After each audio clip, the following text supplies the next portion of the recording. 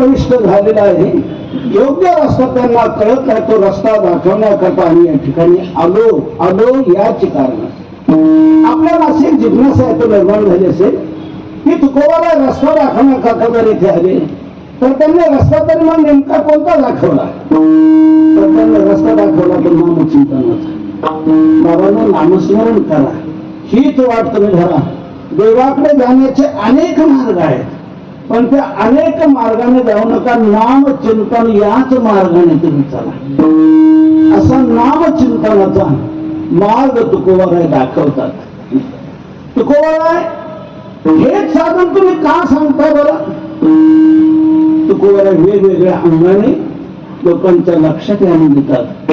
बाबांनो, मी नामस्मरण करा असं तुम्हाला का सांगतो, तर आपल्याला हा मनुष्य जन्म मिळालेला आहे आणि याच जन्मात फक्त भजन घडू शकते, अन्य कुठल्याच जन्मात घडत नाही. याच जन्मी घडे देवाचे भजन, आणि हे ज्ञान नाही कुठे.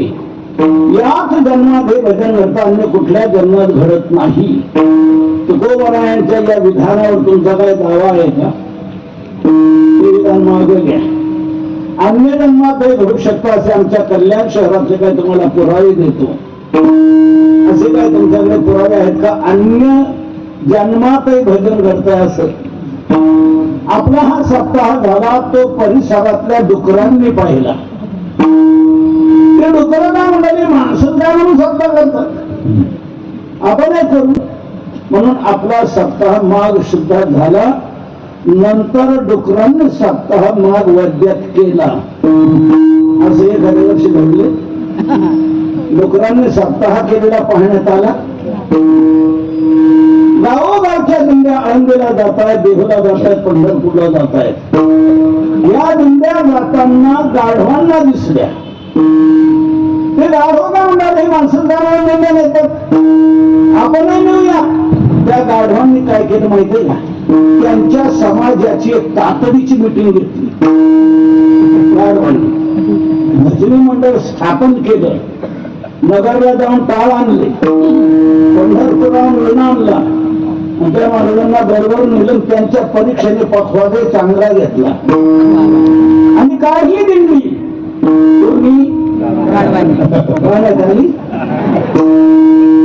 डुकरांचा सप्ताह नाही, गाढवांची दिंडी नाही.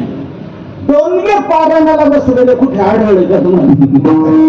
अरे रेडे हो, एक मनुष्य जन्म जर सोडला तर अन्य कुठल्याच जन्मात हे भजन घडत नाही, घडते फक्त याच जन्मात. मग असा मनुष्य जन्म जर आपल्याला आता प्राप्त आहे तर आपण या जन्मात काय करायला हवं? भजन करायला पाहिजे की नाही, असा तुकोबारायांचा आग्रह आहे. माझी आपल्याला सगळ्यांना एक विनंती आहे, आपण सर्वांनी एक पहिली खात्री करून घ्या. कोणती? आपण मनुष्यच आहोत नाही. खात्री करून घ्या, आपण मनुष्यच आहोत का? आणि आपण जर मनुष्यच आहोत आणि मनुष्य जन्मातच फक्त भजन घडतंय, अन्य कुठल्या जन्मात घडत नाही, मग असा मनुष्य जन्म आपल्याला आता प्राप्त आहे. मग या जन्मात जी विशेषता आहे ती विशेषता या जन्मात आपण साधवली पाहिजे की नाही? या जन्माची विशेषता भजन करण्यात आहे, खाण्यात, झोपण्यात, भोगशोक भोगात नाहीये. आणि इतर जन्मात जे घडतंय तेवढं जर आपण मनुष्य जन्मात करू लागलो तर कुत्र्यातून आपल्याला काय फरक राहिला? डुकरातून आपल्याला काय फरक राहिला? डुकराला खायला लागतं, आपल्याला खायला लागतं. डुकराला भोग आहे, डुकराला विषय भोग आहे, आपल्याला आहे. सर्व सारखं आहार, निद्रा, भय, मैथून सर्व योनीशी समान, सर्व योनीमध्ये समान आहे. आणि तेवढं जर आपण मनुष्य जन्मात करत असू तर मला सांगा ना, गाढवात, कुत्र्यात, डुकरात आपल्याला काय फरक नाही?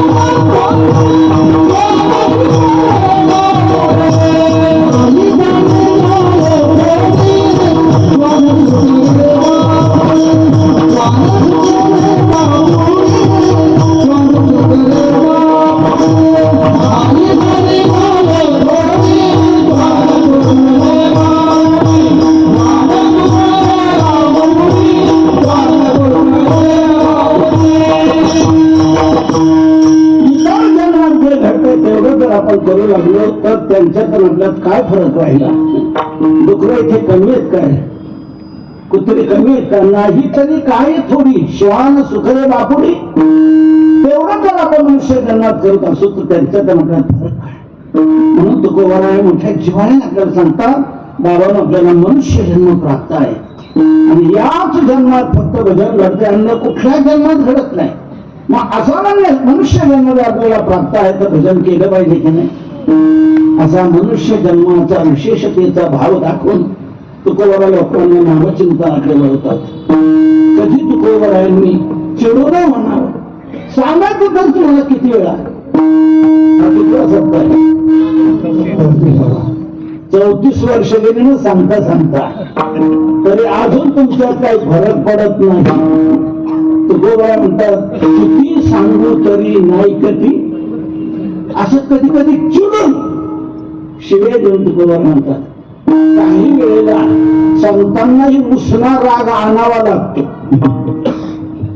ज्या वेळेला माणसाला सरळ सांगण्यातून पटत नसतं त्यावेळेला मग मनुष्याला राग येतो आणि मग रागावून तो बोलत असतो. पण काही माणसं रागवण्याचा अर्थ ध्यानात घेत नाही. ते आपल्याला का रागावले? आपलं चुकतंय म्हणून रागावले, आपली दुरुस्ती व्हावी म्हणून रागावले, आपलं कल्याण व्हावं म्हणून रागावले, असा अर्थ काढत नाही. कुठे काय अर्थ काढत नाही. महाराजांनी असं बोलत आणि कीर्तनात ही भाषा आणि आमच्याकडे तोड करू, मग तुम्ही कसं म्हणतो तसं जा, असंही नाव पडलंय तसंही नाव पडलं.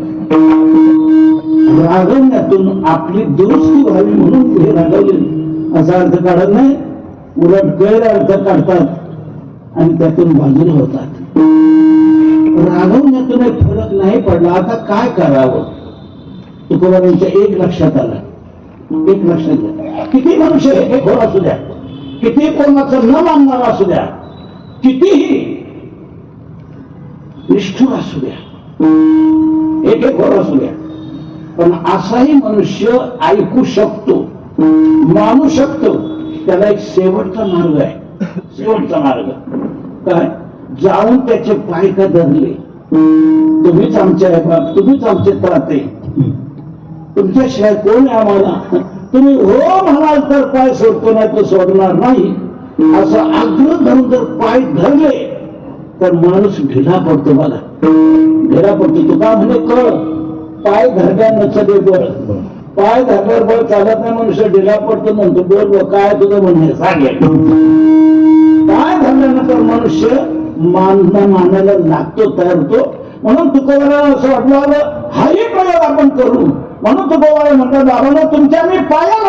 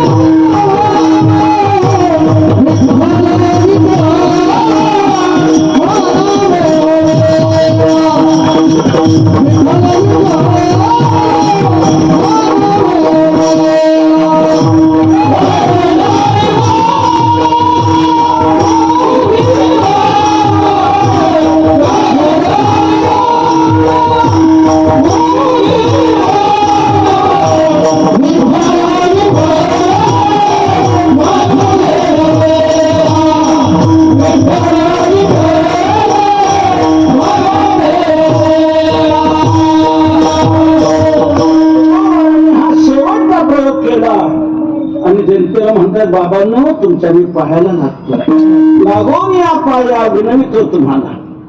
काय म्हणणं तुकोबारा तुमचं? महाराज म्हणतात, माझं एकच म्हणणं आहे, करे टाळी बोला मुखे नाम. हाताने टाळी वाजवा आणि मुखाने नाम चिंतन करा. नाम घ्यायचं म्हणजे काय म्हणायचं? विठ्ठल विठ्ठल म्हणा, वेळोवेळा विठ्ठल विठ्ठल म्हणा, नाम चिंतन करा. हाताने टाळी आणि मुखाने नाम घ्या. असं तुकोबराय जेव्हा सांगू लागली त्यावेळेला काही बुद्धिजीवी वर्ग, तर्कवादी वर्ग, अन्य साधनांचा अभिमानी असणारा वर्ग त्यांना ते थोडस खटकलं आणि ते म्हणू लागले वेदात, शास्त्रात, पुराणात एखाद उच्च उच्च दर्जाची साधनं सांगितलेली आहेत. ती साधना राहिली एका बाजूला आणि तुकोबरांचं चाललंय टुमणं म्हणा विठ्ठल विठ्ठल, हाताने टाळी वाजून मुखाने नाम घ्या. हे काय सांगतात? उच्च उच्च दर्जाची साधन आहेत ती दिली सोडून आणि हाताने टाळी वाजून मुखाने नाम घ्या हे साधन का सांगतायत? त्यांना जाब विचारला पाहिजे. म्हणून अशी काही मंडळी तुकोबरांना जाऊन भेटली आणि महाराज आम्हाला तुम्हाला बोलायचे काय, ह्या महिन्याभरात आम्ही 3-4 ठिकाणी तुमची कीर्तन ऐकले, पण जिथे तिथे तुम्ही हेच सांगत आले की हाताने टाळी वाजवा, मुखाने विठ्ठल म्हणा. त्या शाळेला मंदिरावर तुम्ही हेच सांगितलं होतं हाताने टाळी वाजवा. त्या लोकग्रामला हेच सांगितलं होतं हाताने टाळी वाजवा, मुखाने विठ्ठल म्हणा. त्या कोळशेवाडीत हेच सांगितलं होतं हाताने टाळी वाजवा, मुखाने नामचिंतन करा. महाराज म्हणतात तुमचं म्हणणं का? आमचं म्हणणं एक आहे, हेच साधन तुम्ही का सांगता? दुसरी साधन उच्च उच्च दर्जाची ती राहिली बाजूला आणि तुम्ही हे म्हणता हाताने टाळी वाजवून मुखाने नामचिंतन करा. हे साधन का सांगता? तर मी हेच साधन तुम्हाला का सांगतो याचं जबरदस्त कारण तुकोबार आहे. आज आपण सेवेकरता घेतलेल्या अभंगाच्या प्रथम चरणातून सांगताय.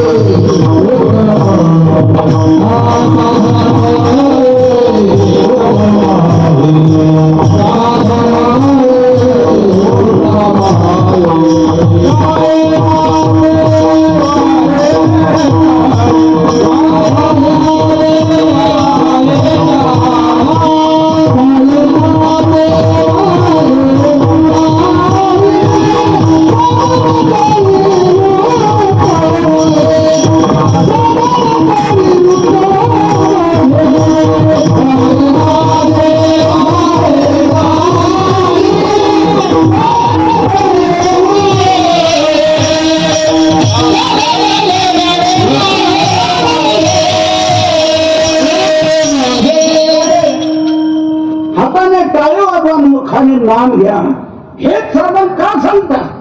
हेच साधन मी का सांगतो? तुकोबा त्याचं जबरदस्त कारण या अभंगाच्या प्रथम चरणाच्या उत्तरार्धातून सांगतात.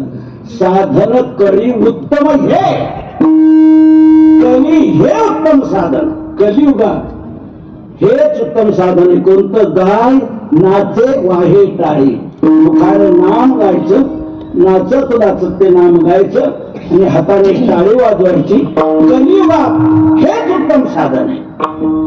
अन्य साधन तुमच्या डोक्यात जी आहेत ती साधनं कलियुगात उपयोगाची नाहीत. त्या साधनांचा काही काल होता, पूर्वी चालत होत. युग 4 आहे, कृत, त्रेता, द्वापार आणि कली. तर कृतयुगात, त्रेतायुगात, द्वापार युगात आणि कलियुगात कोणतं साधन कोणत्या युगात करावं हे श्रीमद भागवतात स्पष्ट सांगितलंय. संतांनी आपल्या वाङ्मयात त्याचा उल्लेख केलेला आहे. कृतयुगामध्ये ध्यान करणं हे उद्धाराचं साधन होतं. त्रेतायुगामध्ये यज्ञ करणं उद्धाराचं साधन. द्वापार युगात परिचर्या, पूजा हे उद्धाराचं साधन. आणि कलियुगात हरिनाम हे उद्धाराचं साधन आहे. कृते ध्यायतो विष्णू, त्रेतायाम यजतो मखैः, द्वापरे परिचर्यायां कलौ तद हरिकीर्तनात्. कलियुगात हरिकीर्तन, नाम संकीर्तन हे उद्धाराचं साधन आहे. इतर साधनांचा काल संपला. कृतयुगात, त्रेतायुगात ती साधनं चालत होती. आता कलियुग सुरू झाले. कलियुगामध्ये त्या सर्व साधनांना झालाय आता टीबी, क्षयरोग झालाय त्या साधनांना. माझी भाषा नाही, तुकोबारांची भाषा आहे.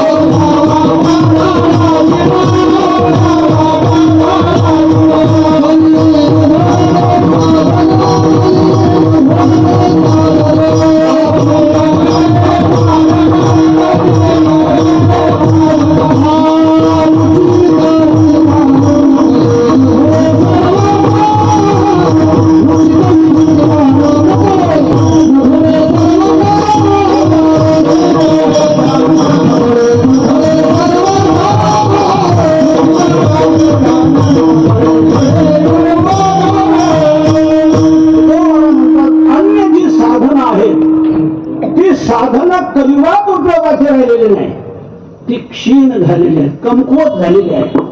कलिवर मात करण्याची क्षमता त्या साधनामध्ये नाही. आणि कलिवर मात करणारं सक्षम साधन, प्रभावी साधन जर करत असेल तर ते नामचिंतन आहे. इतर साधनाचा काळ संपला, आता तो गेला पूर्वीचा. व्यवहारात देखील बघा, काहींचा काही काल असतो, त्या कालामध्ये त्यांचा उदोद वाजतो, त्या काळात त्यांचा छिंदावाद असतो. तोच काल गेला की त्यांचाच मुर्दावाद सुरू होतो. माणसं म्हणतात संपले ते आता. एक पंचवार्षिक चांगली गाजवली बरं का त्यांनी, पण आता ढबड्यात जमा झाले म्हणतात. ते प्यायला लागले, काही करायला लागले, लहान लहान पोरं त्यांचे टिंगल करतात. याला काल. तसं इतर साधनांचा काही काल होता. कृतयुगा, त्रेता, द्वापारयुगात त्या साधनांचं चालत होतं. आता कलियुग सुरू झालेलं आहे. कलीवर मात करणारं सक्षम साधन फक्त नामचिंतन आहे. अन्य साधन कलीवर मात करू शकत नाही. कली भयानक आहे. पापाचा मोतीव पुतळा म्हणजे कलियुग आहे. कली पापाची मूर्ती. त्याकरता दुसरं साधन नाही, नाम खड्ग घेऊ हाती. इतर साधनाची क्षमता नाही, म्हणून ती आता साधनं सोडून द्या, बाजूला करा. त्या साधनांच्या नादी लागू नका. अनेक नका काही गांधाळाचे घरी करो येते थोडी न गवन.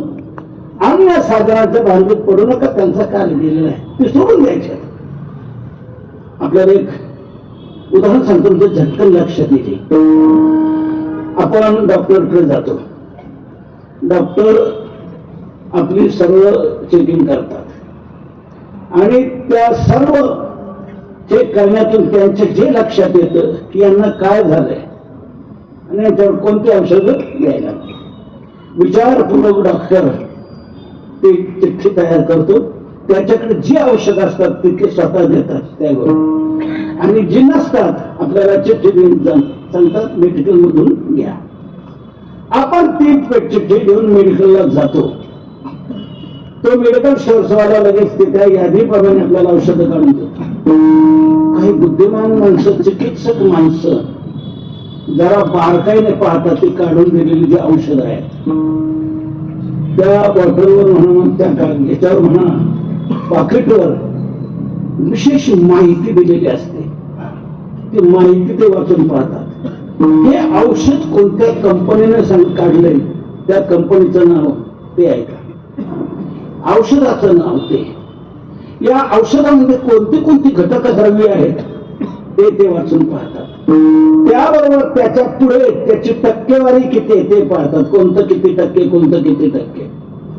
ते टक्केवारी झाल्यानंतर पुन्हा खाली पाहतात मात्रा, घेण्याची मात्रा काय, किती घ्यावं, कसं घ्यावं. आणि त्यानंतर तुम्ही बघा बारकाईने जरा, त्याच पाकिटवर 2 तारखा दिलेल्या असतात. पहिली तारीख असते हे औषध निर्माण झालंय केव्हा? ही पहिली तारीख असते डिसेंबर 2023. ही वरची पहिली तारीख असते औषध निर्माण झाले केव्हा. आणि त्यानंतर खाली दुसरी तारीख असते. ती कोणती? मला ते इंग्रजी माहित नाही. निघून गेल्यावर मी जन्माला आलो. त्याच्या खाली जी दुसरी तारीख असते ती कोणती असते? या औषधाची क्षमता कुठपर्यंत आहे, हे औषध तुम्हाला कुठपर्यंत काम देणार आहे. डिसेंबर 2025 तिथपर्यंत हे औषध चालणार आहे. तिथपर्यंत हे औषध चालणार आहे. त्या निर्मात्यानेच औषधाची क्षमता ताकद कुठपर्यंत औषध काम देईल हे करून उत्पादनाची तारीख आणि त्याबरोबर त्याच्या क्षमतेची तारीख दिलेली असते. याचा अर्थ काय आहे? डिसेंबर 2025 का उलटलं, 2026 का सुरू झालं, हे औषध चालणार नाही. ते औषध फेकून द्यायचं. कंपनीनेच त्याची क्षमता, हे औषध कुठपर्यंत काम देणार हे सांगितलेलं आहे. इथपर्यंत हे औषध चालू शकतं, काम देऊ शकतं. याच्या पुढे ते काम देणार नाही.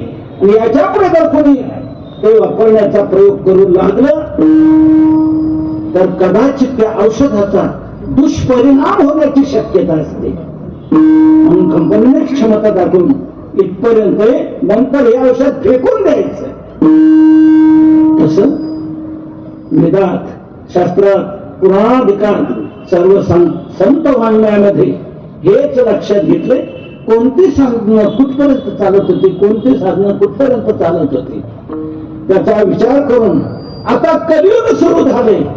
आता कलियुगात कोणतं साधन काम देणार हे संशोधन केलं आणि हे साधन कलियुगात उत्तम आहे असा निर्णय त्यांनी दिला. एक कलिसंतरण नावाचं उपनिषद आहे. 108 उपनिषद आहेत. त्यात कलिसंतरण नावाचं एक उपनिषद आहे. त्या उपनिषदामध्ये हाच मुख्य विषय आलेला आहे. कलियुग महान आहे, भयानक पाप कर्म घडवणार आहे, दूषित आहे. म्हणून याच्यातून तरुण राहणं फार अवघड आहे, भयानक आहे. कली चांगल्या चांगल्यांच्या बुद्धीत भ्रंश निर्माण करतो, वांग मार्गाला नेतो. असा कली वाईट आहे. म्हणून तुम्ही बघा, एखादा माणूस जर विपरीत वागू लागला, कसं वागू लागला, काही करू लागला तर लोकच म्हणतात की असं काय वागायला लागले अलीकडे, याच्यात काही कली शिरलाय का काय, हा सगळा विचित्र वाटतो आहे. म्हणजे कली चांगल्या चांगल्यांच्या बुद्धीत भ्रंश निर्माण करतो आणि वाम मार्गाला नेतो. कली नलराज्याचं काय केलं मोठं प्रसिद्ध उदाहरण आहे. श्रीमद भागवत ज्याच्या करता निर्माण झालं त्या परीक्षिती राजाचं. परीक्षितीचं राज्य ज्यावेळेला सुरू झालं त्यावेळेला कलियुग सुरू झालं. द्वापार युगाच्या शेवटी कृष्ण अवतार संपला, द्वापार युग संपलं, कलियुग सुरू झालं. त्यावेळेला परीक्षिती हा राजा राज्य करू लागला. त्यावेळेला परीक्षितीने पाहिला हा कली विचित्र आहे, चांगल्या चांगल्यांच्या बुद्धीत भ्रंश निर्माण करणार आहे, त्याला मोकळं ठेवता कामाने परीक्षितीने त्याला डांबून टाकलं, स्थानबद्ध केलं. कधी म्हणायचा, राजे का हो मला तुम्ही डांबून ठेवलं, का स्थानबद्ध केलं, माझा मुक्त संचार द्या ना. परीक्षित सांगितलं नाही, तुम्हाला मुक्त संचार दिला की माझं राज्य संपलं नाही. म्हणून तुम्ही आताही बघा, काही गणेशोत्सव का आला, नवरात्र उत्सव आला का प्रशासन, पोलीस खातं एक फार जागरूकतेने निर्णय घेत. काय काही अशा महापुरुषांना उचलत आणि कुठेतरी आज्ञासहित नेऊन ठेवतात का गणेशोत्सव सुरळीत पार पडावा, त्याच्यात काय विघ्न येऊ नये म्हणून अशा काही महापुरुषांना, विध्वंसक लोकांना उचलतात. तस हा कली भयानक घडेल म्हणून परीक्षेने त्याला स्थान परबद्ध करून टाकलं. कली पुन्हा पुन्हा म्हणायचा, राजे मला काय विशिष्ट स्थान तरी द्या, थोडस मुक्त संचार नाही चालणार.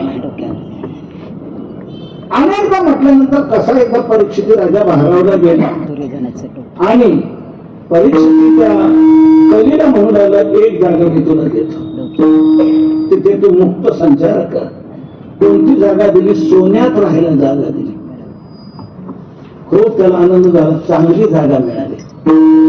लगेच समोर दिसणारा एक सुवर्ण मुकुट होता राजाचा, त्या सुवर्ण मुकुटात तो कली जाऊन शिरला. चांगली जागा मिळाली. आणि एक लक्षात घ्या, तोच सोन्याचा मुकुट डोक्यावर चढवून परीक्षित राजा शिकारीला गेला. तहानेने व्याकुळ झाला, पाणी पाणी करू लागला, पाणी नाही मिळेल. एक आश्रम दिसला, तिथे ऋषी कश्यप ध्यानस्थ बसलेले होते, समाधी अवस्थेमध्ये ते पोचले होते. हा तिथे गेला, मुनीजी मी राजा परीक्षित, मला तहान लागलेली आहे, पाणी द्या पाणी द्या. पण ऋषी समाधी अवस्थेमध्ये होते, बाह्य जगताची काहीच खबर नव्हती, त्यांनी काहीच दखल घेतली गेली नाही. त्यावेळेला परीक्षितीच्या डोक्यावर असणारा जो मुकुट, त्या मुकुटात जो शिरलेला कली, जो त्याला जागा दिली त्या सुवर्णामध्ये, त्या कलीने दिला ना धक्का परीक्षित आणि राजे हे ऋषी उद्दंड झालेले आहेत, त्यांना जाण नाही. आपल्याकडे आल्यानंतर आपल्याला काय काय सांगतात, आपण कसं त्यांचा आदरातिथ्य करतो, कसे उपचार करतो, आणि यांच्याकडे आल्यानंतर मागणे पाणी मिळत नाही, असे सर्पाच्या जातीचे आहेत. त्यांना यांची जागा दाखवली पाहिजे, त्याशिवाय लक्षात येणार नाही. कलीने मारला दंश, धक्का दिला, परीक्षितीच्या बुद्धीत फरक झाला. एरवी ऋषीमुनींची, साधू संतांची आदराने सेवा करणारा राजा परीक्षिती, पण त्याच राजाच्या बुद्धीत कसा भ्रंश निर्माण झाला. आणि तो मला बरोबर आहे, यांना यांची जागा दाखवली पाहिजे. सर्पाच्या जातीचे ती विचित्र आहे. इकडे तिकडे पाहिलं, मेलेला सर्प एक दिसला, बाणाच्या टोकाने तो उचलला आणि ऋषीच्या गळ्यात अडकवला. ऋषीची निर्वत्सना केली. ऋषीपुत्र अरण्यातून आल्यावर पाहिलं, कोणी माझ्या पित्याची निर्वत्सना केलेली आहे. ज्याने केले असेल, 7व्या दिवशी त्याचा सर्पदंशाने मृत्यू होईल असा शाप दिला. ते घोर शाप आणि ऐकल्यानंतर ऋषी मिथ्यान दशेवर आले. पुत्रा क्रोधायमान दिसतो ना, काय म्हणजे पिताश्री, कोण एक मुद्दंड पुरुष इथे आला आणि त्याने तुमची निर्वत्सना केली, तुमच्या गळ्यात मेलेला हा सर्प अडकवला होता, म्हणून मी त्याला शाप दिला. 7व्या दिवशी सर्पदंशाने तुझा मृत्यू आहे. ऋषीने अंतरंगातून ध्यान करून पाहिलं, बाळा ही तू चूक केली. तो राजा परीक्षित होता, तहानेने व्याकुळ झालेला होता. आणि दुसरा महत्वाचा प्रकार असा की कलीने त्याच्या मुकुटात प्रवेश केलेला असल्यामुळे त्या कलीने त्याच्या बुद्धीत भ्रंश घडवला. आणि कलीने विपरीत बुद्धी त्याची करून त्याला ही निर्वत्सना करायला लावलेली आहे. त्याचा अपराध नाही, कलीने केलेला हा दुष्प्रकार आहे, वाईट प्रकार आहे. तू आता शाप दिला, मागे घे. सांगितलं मागे घेण्याची क्षमता माझ्यात नाही. मग जाऊन तरी सांग की 7व्या दिवशी सर्पदंशाने मृत्यू आहे, म्हणून तो काहीतरी उद्योगाला लागेल. या मृत्यूच्या पलीकडे कसं जाता येईल याचा तो विचार कर. जाऊन सांगितलं. परीक्षितीने राज्याचा त्याग केला, गंगा किनारे गेला आणि या मृत्यूच्या पलीकडे कसं जाता येईल याचं चिंतन करू लागला. शुकाचार्य त्यावेळेला प्राप्त झाले. त्याच 7 दिवसात श्रीमद भागवत सांगितलं आणि परीक्षितीचा उद्धार केला. परीक्षितीच्या बुद्धीत भ्रंश निर्माण करणारा हा कधी चांगल्या चांगल्याच्या बुद्धीत भ्रंश निर्माण करून वाम मार्गाला नेणारा कधी आहे. भयानक पाप घडवत आहे आणि भयानक घडणारं पाप घालवण्याकरता दुसरा कोणताही सबळ मार्ग नाही, सक्षम मार्ग नाही. तो सक्षम मार्ग फक्त नामचिंतन आहे. नामचिंतनच या कलीचा प्रभाव रोखू शकतं, कलीचं पाप घालू शकतं असं हे नाम साधन आहे. साधन कली उत्तम हे. तेव्हा ते कली संतरण नावाचं जे उपनिषद आहे त्या उपनिषदातच हा कली कसा कसा आहे, हा कली काय काय घडवतो, या कलीतून बाहेर पडण्याकरता काय नेमकं जीवाने करावं असा प्रश्न विचारला असताना तिथे उत्तर दिलं, या कलीतला पाप घडणार जर घालवायचं असेल आणि चांगल्या प्रकारे करून द्यायचं असेल तर त्याला एकच प्रभावी साधन हरे राम हरे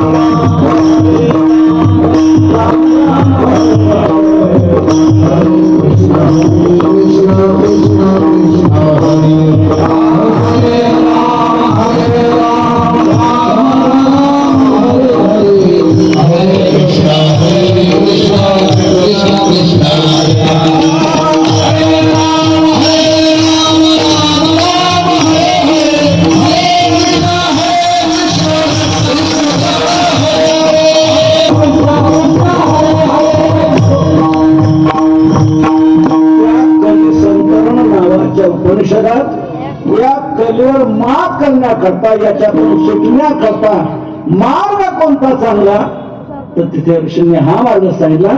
हा जो प्रवचनाच्या आरंभी आपण मंत्र म्हणतो हा मंत्र त्या कलिसंतरण नावाच्या उपनिषदात आहे.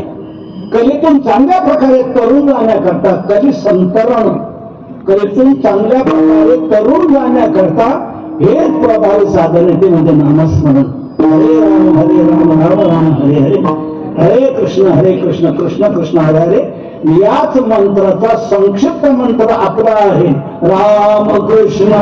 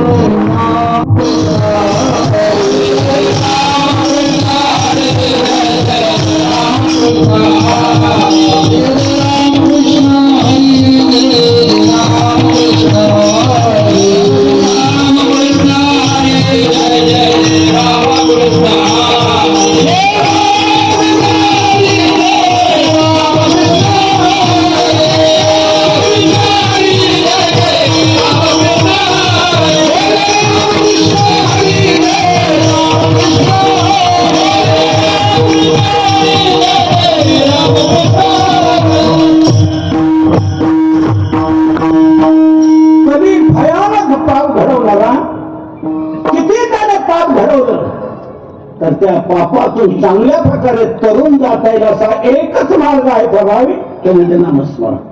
साधन कली उत्तम हे, कलिवात हे उत्तम साधन आहे. मुखाने नाम गायचं, नाचायचं, हाताने टाळी वाजवायची, म्हणा राम राम टाळी वाजवा हाते. हे नाम साधन कलीवर मात करण्यास सक्षम आहे. कलीने घडू दे किती पण त्याच्यातून तरुण जाण्याकरता प्रभावी साधन नामाची. किती घडू द्या पाप, किती घडू द्या किती हृदयात ते घालवण्याकरता नाम साधन, पण किती पाप कसं घालवली घालवणं असेल, पण त्याची काही क्षमता असेल ना त्या साधनाची, इतकं पाप नाम घालवतं. तर नाम साधनाची क्षमताच इतकी आहे, तुमचं जितकं पाप असेल तितकं घालवत. कोणी म्हणेल पटत नाही. प्रत्येकाच्या क्षमतेनुसार कार्य घडत असतं. क्षमतेपेक्षा तो अधिक काही करू शकत नाही. तशी नामाची काही क्षमता असेल ना की नाम एवढं पाप घालवत नाही. क्षमता जेवढं असेल तेवढं घालवत नाही. पटत. हे बाळ, तुला मी विचारतो, तू 100 किलोचं तांदळाचं पोत डोक्यावर घेऊन तू घरी जाशील का? 100 किलो तांदळाचं पोत नाही नेणार. ठीक आहे. 75 किलो नाही. 50 किलो नाही. 25 किलो नाही. 5 किलो म्हणजे याची क्षमता काय झाली? 5 किलो तू 10 किलो, तुम्ही 25 किलो. एखादा हिंद केसरी 75 किलो 100 किलो देऊ शकतो. म्हणजे 5, 10, 25, 100 ही काय झाली? क्षमता झाली त्याची. तो तितकं करू शकतो, त्याच्यापेक्षा अधिक नाही. तसे नाम साधनाची काय क्षमता असेल ना की नामचिंतन एवढं पाप घालवतं नाही. नामचिंतनाची क्षमताच असेल, तुमचं जेवढं असेल तेवढं पाप घालवतं. पटत नाही हो. पटून देतो मगच पुढे जातो. किती पाप कसं नाम घालवतं. एकाने वन विभागाचा लिलाव घेतला. ते वन जे होतं खूप मोठं विशाल मन होतं. 1000 हेक्टर क्षेत्र होतं आणि खूप चांगल्या प्रकारचं होतं. तिथे वन विभागाचा अधिकारी चांगला आला होता. अधिकारी चांगला आला का चांगली कामं होत असतात. अधिकारी चांगलं करून घेत असतो. तो अधिकारी खूप चांगला होता. त्याने जेवढ्या योजना सरकारच्या, राज्य सरकारच्या, केंद्र सरकारच्या, त्या सर्व योजना त्यांनी आणल्या. तिथे पाणी आडवा, पाणी जिरवा, अनेक बंधारे टाकले त्या वनामध्ये. पाणी अडवलं सगळीकडून. त्याचप्रमाणे कंपाऊंड केलं. चांगल्या प्रकारचे काही जिथे झाडात असतो तिथे सपाटीकरण केलं. चांगली चांगली फळझाडं लावली, इतरही काही वेगवेगळे खूप चांगल्या प्रकारे ते वन त्यांनी सुशोभित केलं. खूप योजना राबवल्या. हिरड्याची झाडं, काजूची झाडं, पाणी भरपूर फिरलेलं, पाईपलाईन, ठिबक सिंचन, तुषार सिंचन, ज्या ज्या जसं तसं त्या सर्व योजना राबवल्या. खूप चांगलं ते वन सजवलं.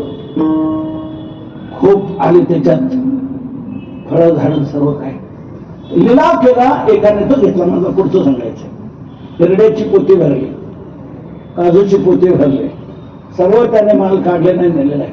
तसंच पाणी मोकळं सगळीकडून फिरण्यामुळे मोकळ्या जागेत एक गवत फार चांगलं मांडलं. खूप लागलं. ते गवत आहे त्याने मजूर लावून कापून घेतलं. त्याच्या पेंढ्या बांधल्या. पेंढ्या बांधल्या, त्याची गंजी घातली. काय म्हणता तुम्ही? गंजी घातली, वळई घातली.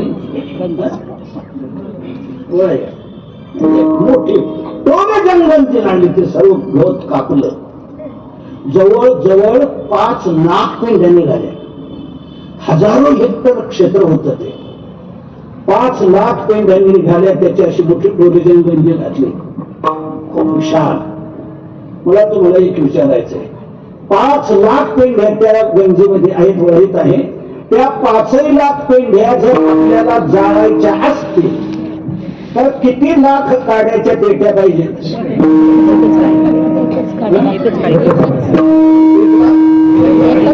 एक काडी. काय पेंढ्या ध्यानात येतं का? किती आहे? 5 लाख पेंढ्या आहेत. एक काडी बस. आता तुम्ही वयस्कर माणसं म्हणता ना, तर मी एकटाच बाजूला पडणार. तुम्ही सगळे एक झालात. सगळे इकडून नाही म्हणणं एकच, इकडून नाही म्हणणं एकच. ठीक आहे, आता मी मान्य करतो तुमचं म्हणणं. 5 लाख पेंढ्या जाळायला एक गाडी पुरेशी तुमचं. दुसऱ्या एकाने दुसरा मोठा लिलाव घेतला, याच्यापेक्षा खूप मोठा होता. तिथे चांगलं गवत त्याने त्या अधिकाऱ्याने ते गवत कापून घेतलं, त्याने त्याची गंडी घातली. जवळजवळ 10 लाख पेंढ्या होत्या त्या गंडीमध्ये. आता त्या 10 लाख पेंढ्या गाळायच्या असतील, आता किती काड्या पाहिजे? आता नाही पटलं मला तुमचं. पहिलं मी तुमचं मान्य केलं, 5 लाख पेंढ्या जाळायला एक गाडी पुरेशी आहे, मान्य, माझं मान्य केलं मी. आता तळेला शिक मांडा ना तुम्ही. 5 लाख पेंढ्या जाळायला जर एक गाडी, तर 10 लाख पेंढ्या जाळायला 2 नकोत का? एकच. 20 लाख पेंढ्या जाळायला एकच. 50 लाख पेंढ्या जाळायला 1 कोटी पेंढ्या जाळायला 5 कोटी पेंढ्या जाळायला. याचा अर्थ काय झाला? पेंढ्यांची संख्या कितीही वाढू द्या, काड्यांची संख्या वाढवण्याची गरज नाही. का?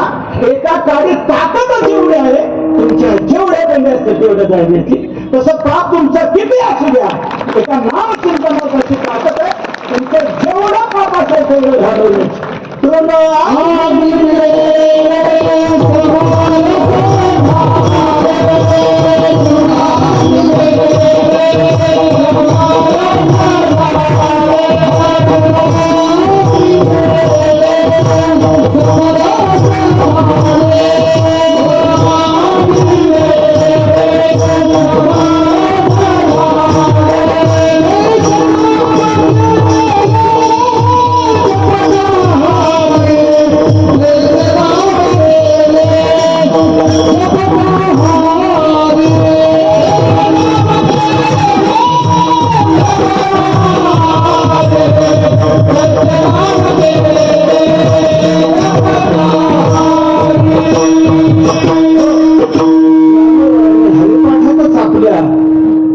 फलश्रुती सांगितलेली आहे. हरी उच्चारणी अनंत पाप राशी, पापाच्या अनंत राशीच्या राशी जरी असल्या तरी धरतील दया शिक्षण मात्रे. कशाप्रमाणे? तृणाग्निवेळी समरस झाली पैसे नामे केले जपता आहे. किती पेंढ्या असू द्या, एका नामचिंतनात या अग्निमध्ये अशी ताकद आहे. जेवढ्या पेंढ्या असते तेवढ्या जाणण्याची. तसं पाप तुमचं किती असू द्या, ते पाप घालवण्याची क्षमता एका नामचिंतनात फक्त आहे. साधन कली उत्तम हे गायनाचे वाहे काही मुखाने नाम गायचं, नाचायचं, हाताने टाळी वाजवायची. या साधनात इतकी क्षमता आहे, किती तुमचं पाप असू द्या ते सर्व नष्ट करण्याची ताकद या नामचिंतनात. साधन कली उत्तम हे. कलियुगी उद्धार हरिनामी. कलियुगा माझी करावे कीर्तन तेने राहणार देरी भेटे. नामचिंतन इतकं क्षमतावान आहे, किती तुमचं पाप घालू. इतर साधने आहेत पाप घालवणारी, पण ते सगळी पाप घालू शकत नाही. नामचिंतन असं साधन आहे की ते मात्र सगळंच पाप घालवत. गंगा स्नानाने पाप जातं आपल्याला माहित आहे. आपण गंगेत बुडी मारताना काय म्हणतो? पापोहम पापकर्माहम पापात्मा पाप संभवा त्राहिमां कृपया गंगे सर्व पाप हराव. तर गंगेत बुडी का मारली की पाप जातं. गंगा पापम शशी पापम दैन्यम कल्पतरुस्तथा. गंगा ही पाप घालवणारी आहे, पण एक लक्षात घ्या, नामचिंतन जे पाप घालवते, जितकं घालवते गंगा स्नान तेवढं पाप घालवत नाही. सर्व पाप गंगा स्नानाने जात नाही. गंगा स्नानाने काही पाप जातात. कोणती सांगतो आपल्याला? जी अज्ञात पाप आपल्या हातून घडतात तेवढीच गंगा स्नानाने जातात. ज्ञात पाप जी घडतात ती गंगा स्नानाने जात नाही. अज्ञात आणि ज्ञात काय सांगतो जरा स्पष्ट करून म्हणजे लक्षात येईल. अज्ञात म्हणजे आपल्याला जाणीव नाही आणि आपल्याकडून ते पाप घडलं गेलं. म्हणजे कसं सांगतो? आज एकादशी आहे हे माहित नाही आणि भेळ खाण्यात आली, पाप झालं. एकादशीच्या दिवशी अन्न भक्षण करायचं नसतं. का? एकादशीच्या दिवशी जेवढी म्हणून अंतराळात पाप परिभ्रमण करतात, ती अंतराळात परिभ्रमण करणारे पाप त्यांना एकच जागा निवाऱ्याकरता आश्रयाकरता दिलेली आहे, ती म्हणजे एकादशी. त्या दिवशी तुम्ही अन्नात करून राहा. 15 दिवसात तुम्हाला तेवढं विश्रांती स्थान पापांना द्या. म्हणून नारद पुराणात म्हटले, या निकानीच पापानी ब्रह्महत्याधिकानीच अन्नम आश्रित्य तिष्ठन्ति तानी विप्र हरेक दिनी. त्या हरिदिनीच्या दिवशी ती सर्व पाप अन्नाचा आश्रय करून असतात. म्हणून त्या दिवशी आपण अन्न भक्षण करायचं नसतं. जर आपण ते अन्न भक्षण केलं तर अन्नाच्या आश्रयाने असणारी पाप ती सगळी आपल्याला लागतात.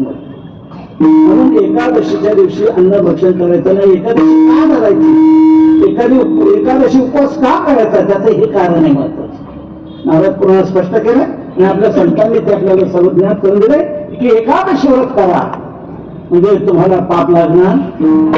पाप सर्व अन्नाच्या आश्रयाने असते एकादशीच्या दिवशी.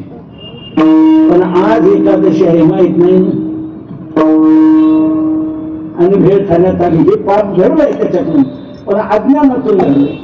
असं अज्ञानातून घडलेली जी जी पाप आपल्या जीवनात असतात ती सगळी पाप अज्ञानातून घडलेली आपण गंगेत का बुडी मारली का ती सगळी पाप जातात.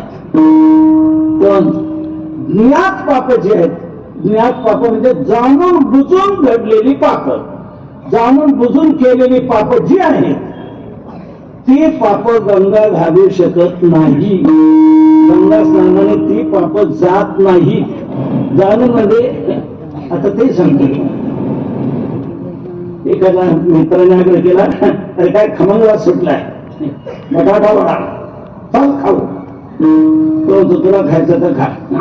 तो म्हणतो अरे मी देतो ना तुला, मी पैसे देतो चल. तो म्हटलं नाही देणार, तू पैसे दिले तर मी खाणार नाही.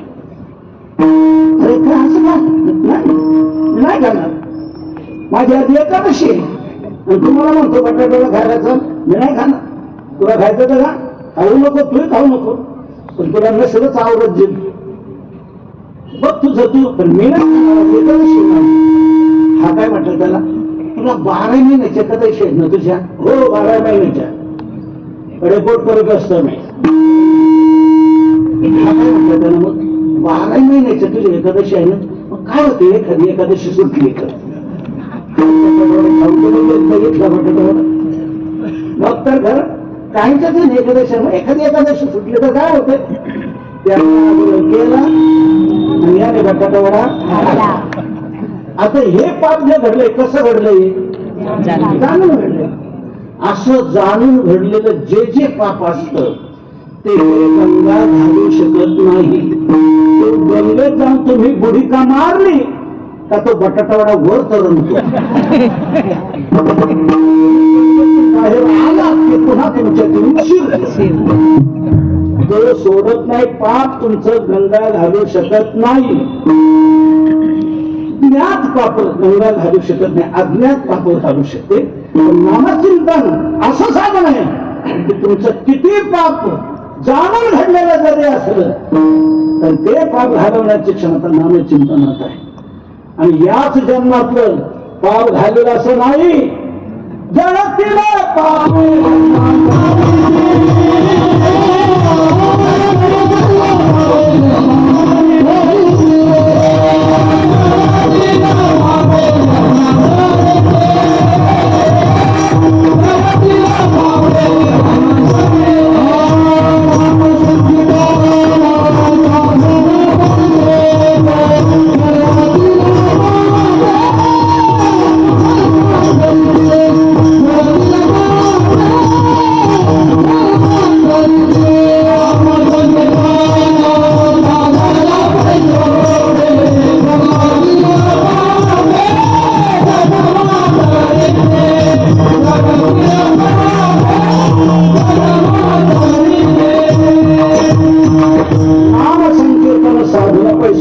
जळतील पापे जन्मांतरे. याच जन्मातलं काय, मागच्या अनंत जन्मातलं जर तुमचं पाप असलं एवढं स्टॉक असू द्या, जळून भस्मसात होईल. जळतील म्हटले, पळतील नाही म्हटलं, जळतील म्हटलंय. मग अशा आपण काडीचा दृष्टांत सांगितला. जशी ती एक काडी कितीही तुमचा तृण असू द्या जाळून भस्मसात करते, तसं नामचिंतन हा एक प्रज्वलित अग्नी आहे. या तुमची कोणती पाप असू द्या, केव्हाची असू द्या, ते जळून भस्मसात होतात. जळतील म्हटलं तरी आणखी वेगळा भाव तुमच्या लक्षात आणून देतो. पळतील आणि जळतील. कोणी म्हणाले पळाली तरी गेली, जळाली तरी गेली. तुम्ही याचं काय विशेष सांगता? विशेष पळाली म्हणजे गेली, जळाली म्हणजे गेली. फरक तुमच्या लक्षात आणून देतो. पळालेली परत येऊ शकतात, जळून गेलेली परत येऊ शकत नाही. पळून जाणारी रंगू चार चौघांनी जर समजूत घातली तर परत मागायला येऊ शकते. अगं रंगू असं रंग नाही. आपलं घराणं काय, ते घराणं काय, कशी माणसं मिळालेली आहेत. तू जरा विचार कर, दूरवरचा विचार कर. बोलू नको, मागणार आहे असं करू नको. तू राहा, व्यवस्थित राहणार, चांगली राहणार. तुला काय कमी असेल ते मला सांग, पण असं नको करू. समजूत घातल्यानंतर ते पळून जाणारी परत मागायला येऊ शकते. पण जळून मेलेली गंगू येईल का परत? नाही का? ती कायमचीच गेली. तसे नामचिंतनाने पाप कायमचे संपतात, ती पुन्हा येऊ शकत नाही. आणि एक लक्ष द्या, जळण्यातून त्याचा बीज भाव नष्ट होतो. आणि बीज भाव नष्ट झाला की ती पुन्हा त्याच्यातून नवीन काही निर्माण होऊ शकत नाही. आपण भाजून तर बी पेरलं तर काय येईल का? नाही, काही येणार नाही. तसं नामचिंतनाने पाप जळून भस्मसात होतं. त्याच्यातून नवीन काही उत्पत्ती होऊ शकत नाही, निर्मिती होऊ शकत नाही. मग अग्निकुंडी बीजे घातक देवी मुकली, वन्ही दग्ध बीज कैसे अंकुर केवी फुटावा, निर्माण होऊ शकत नाही. म्हणून नामचिंतनाने पाप जळून भस्मसात होतात, पुन्हा ती येऊ शकत नाही, कायमची ते संपली जातात. म्हणून तुकोबारा म्हणतात, कलीवर मात करणार सक्षम प्रभावी साधन नामचिंतन आहे. गायनाचे वाही टाळी साधन करी उत्तम आहे. पूर्वीच्या साधू संतांनी या साधनावर जोर दिला. रामकृष्ण गीती गात, टाळ चिपड्या वाजवीत, छंदे आपल्या नाचत. गीती गात, टाळ चिपड्या वाजवीत, छंदे आपल्या नाचत. गाय नाची वाही टाळी. त्यांनी आपल्याला सांगून दिलं, सोपे वर्मा सांगितले संती, टाळ दिंडी हाती घेऊन नाचा, समाधीचे सुख सांडा उगवणे ऐसाया कीर्तनी ब्रह्मरस. असे नामचिंतन या साधनाचं क्षमता आहे. म्हणून आपल्या संतांनी नामचिंतनावर जोर देण्याकरता अखंड हरिनाम सप्ताह सुरू केले. गावोगाव आपल्या संप्रदायाचा प्रचार प्रसार करण्याकरता, सर्वांपर्यंत पोहोचण्याकरता हे अखंड हरिनाम सप्ताहाची साधना सुरू करण्यात आली. अखंड हरिनाम, अखंड नामचिंतन करायला पाहिजे. नामचिंतन कलीवर मात करणार प्रभावी साधन आहे. म्हणून गायनाचे वाहे टाळी साधनाकडे उत्तम आहे. यावर कुणी असं म्हणेल नामचिंतन फक्त पापच घालवते काय? भवनातीतून तरुण जाऊ शकतो का नामचिंतनाने? म्हणतात नक्कीच. नामचिंतन काय देऊ शकत नाही. काय नव्हे केले का चिंतिता विठ्ठले, अरे हे होते राम एका या चिंतने. नाम साधनाने सर्व फल प्राप्त होतात. तुम्ही जे म्हणाल ते नामचिंतन मिळतं. मग म्हणजे बहुनदी तरुण जाणार नक्की. म्हणजे आजपर्यंत तरलेत का? कितीतरी तरले. आपण काय जाणू शकणार हे दुसऱ्या चरणात